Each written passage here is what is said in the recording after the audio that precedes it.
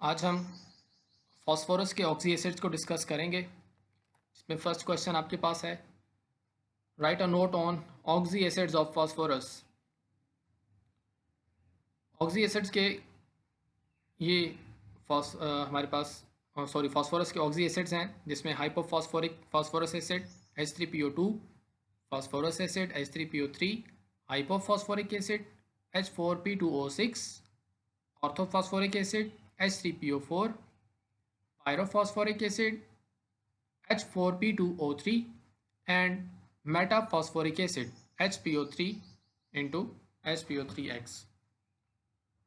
जितने भी हमारे पास फास्फोरस के ऑक्सी एसिड्स हैं, इन तमाम ऑक्सी एसिड्स में POH ग्रुप मौजूद होता है और ये POH ग्रुप यानी हाइड्रोक्सिल ग्रुप आयोनाइजिंग एबिलिटी रखता है, यानी ये आयोनाइज हो सकता है। अगर ये आयोनाइज होगा तो H प्लस आइन रिलीज़ करेगा। इसकी H प्लस आइन के रिलीज़ करने की वजह से ये तमाम एसिड्स के तौर पे एक्ट करते हैं। ठीक है, अब हम इसकी अगर स्ट्रक्चर की बात करें तो H3PO3 और या H3PO4 इनके स्ट्रक्चर्स की बात करें तो यहाँ पे टेट्राहेड्रल अरेंजमेंट आपको नज़र आएगी। ठीक है, मैंने आपको बताया था कि अगर किसी भी मॉलिक्यूल का बॉन्डिंग स्टेट निकालनी हो, उसकी हाइब्रिडाइजेशन स्टेट निकालनी हो, तो उसमें आप sigma bonds plus lone pair calculate कर लेते हैं। यहाँ कोई लोन पेयर नहीं है फास्फोरस पर, 4 सिग्मा बॉन्ड्स हैं, तो 4 सिग्मा बॉन्ड की वजह से sp3 हाइब्रिडाइजेशन होगी। अब हम एसिडिक प्रॉपर्टी की बात करते हैं। एसिड स्ट्रेंथ तमाम फास्फोरस एसिड्स की डिपेंड करती है इस बात पर कि उनमें कितने अनप्रोटोनेटेड ऑक्सीजन एटम हैं। ठीक है, मैं इसको थोड़ा सिंपल करके समझाता हूँ आपको कि हमने ये बात देखनी है कि P डबल बॉन्ड ऑक्सीजन के लिहाज से हाइड्रोक्सल ग्रुप्स कितने हैं। ठीक है, P डबल बॉन्ड ऑक्सीजन के लिहाज से हाइड्रोक्सल ग्रुप कितने हैं। अगर P डबल बॉन्ड ऑक्सीजन के लिहाज से हाइड्रोक्सल ग्रुप कम से कम होंगे तो वो स्ट्रॉन्ग एसिड के तौर पे काम करेगा,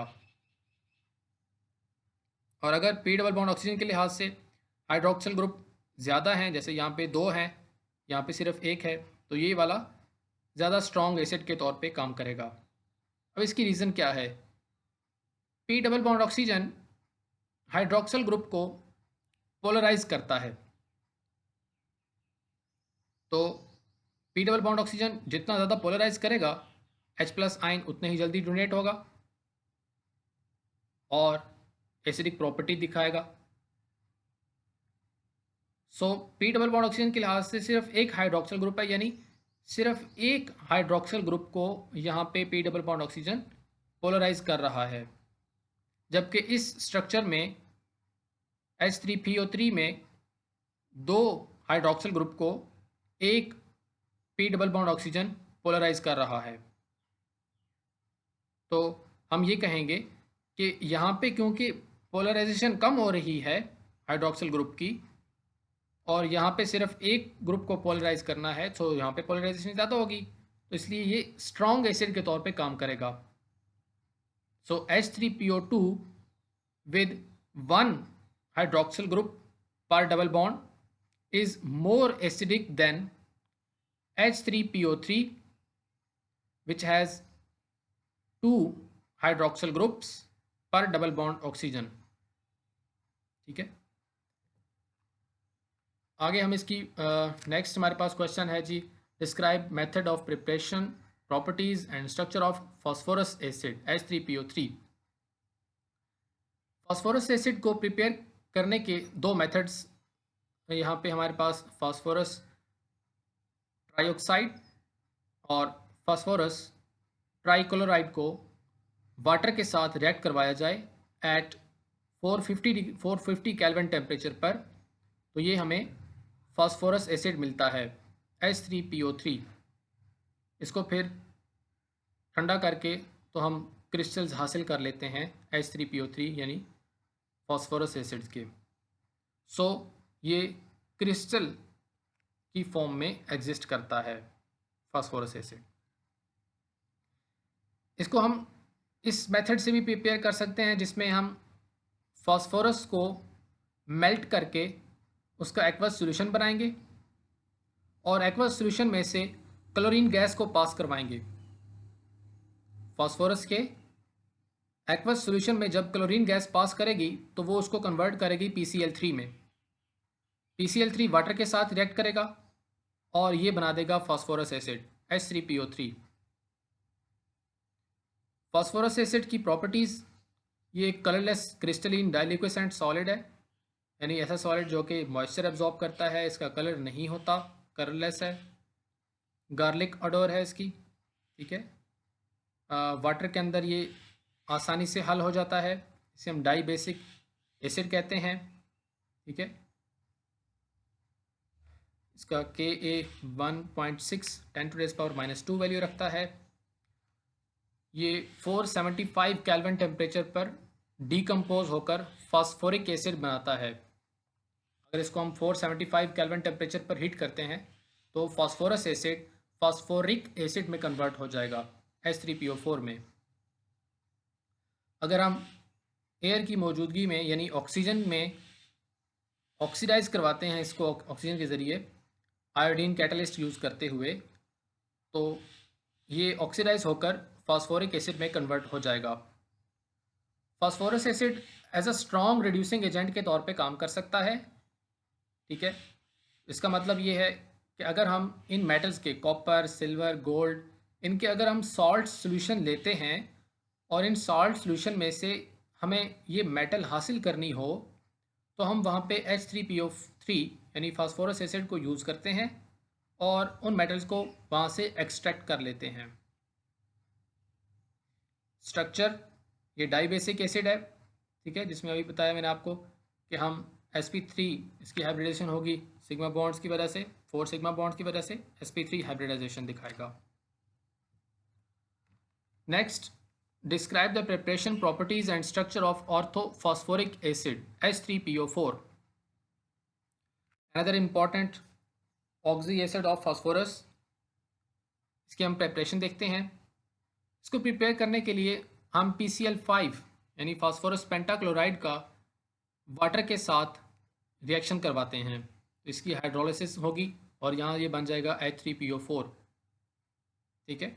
अगर हम PCl3 यूज़ करें तो वो फास्फोरस एसिड बनता था और PCl5 यूज़ करने से फास्फोरिक एसिड में प्रोडक्ट हमें मिलती है। फास्फोरस पेंटाऑक्साइड, इसको अगर हम वाटर के साथ रिएक्ट करवाएं तो इससे भी फास्फोरिक एसिड मिलता है। कमर्शियल स्केल पे हम बोन ऐश, कैल्शियम फास्फोरिक रॉक भी कहा जाता है इसे, ठीक है। इस बोन ऐश को सल्फ्यूरिक एसिड के साथ रिएक्शन करवाने पर कैल्शियम सल्फेट और फास्फोरिक एसिड मिलता है। लेबॉर्ट्री मेथड्स में फास्फोरस को नाइट्रिक एसिड के साथ रिएक्ट करवाया जाता है डायरेक्टली, जिससे फास्फोरिक एसिड H3PO4 हमें मिलता है।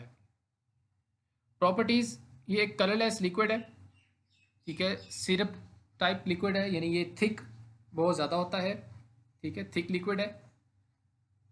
ये एक ट्राई बेसिक एसिड के तौर पे काम करता है। ट्राई बेसिक का मतलब क्या है कि अगर इसमें एक H+ आयन रिलीज होगा तो ये बनेगा H2PO4 नेगेटिव, तो इसे हम कहेंगे प्राइमरी फॉस्फेट। अगर ये अपना H+ आयन रिलीज करे तो ये बन सकता है HPO4 नेगेटिव सेकेंडरी फॉस्फेट, और HPO4 नेगेटिव अपना H+ आयन रिलीज करेगा तो ये बनेगा PO43 नेगेटिव टर्शरी फॉस्फेट। यहाँ इसके साथ सिर्फ एक सोडियम एटम अटैच हो सकता है, इसमें 2 और इसमें 3 सोडियम एटम्स अटैच हो सकते हैं। इसको हीट करने पर ये डिहाइड्रेट हो जाता है। अगर हम 525 केल्विन टेम्परेचर पर हीट करते हैं तो ये पायरोफॉस्फोरिक एसिड में कन्वर्ट हो जाएगा, इसमें से वाटर एलिमेंट रिमूव हो जाएगा और ये पायरोफॉस्फोरिक एसिड में कन्वर्ट हो जाएगा। इसी तरह फास्फोरिक एसिड को अगर 875 केल्विन टेम्परेचर पर हीट किया जाए तो ये मेटाफॉस्फोरिक HPO3, सो इसके अगर हम यूजेस देखें तो यहाँ फर्स्ट यूज़ ये है इसका कि हम जहाँ पे सल्फ्यूरिक एसिड को ऑक्सीडाइजिंग प्रॉपर्टी की वजह से यूज़ नहीं करना चाहते, वहाँ फॉस्फोरिक एसिड यूज़ किया जा सकता है। ऐसे रिएक्शंस जिसमें सल्फ्यूरिक एसिड ऑक्सीडाइजिंग प्रॉपर्टी की वजह से प्रॉब्लम क्रिएट करता है, उन रिएक्शंस में फॉस्फोरिक एसिड को यूज़ किया जाता है। इसी तरह फॉस्फोरिक एसिड को फॉस्फेट्स बनाने के लिए इस्तेमाल करते हैं, जिनको आगे फिर फर्टिलाइज़र्स के लिए इस्तेमाल किया जाता है। फॉस्फोरिक एसिड को मेडिसिन में यूज़ करते हैं।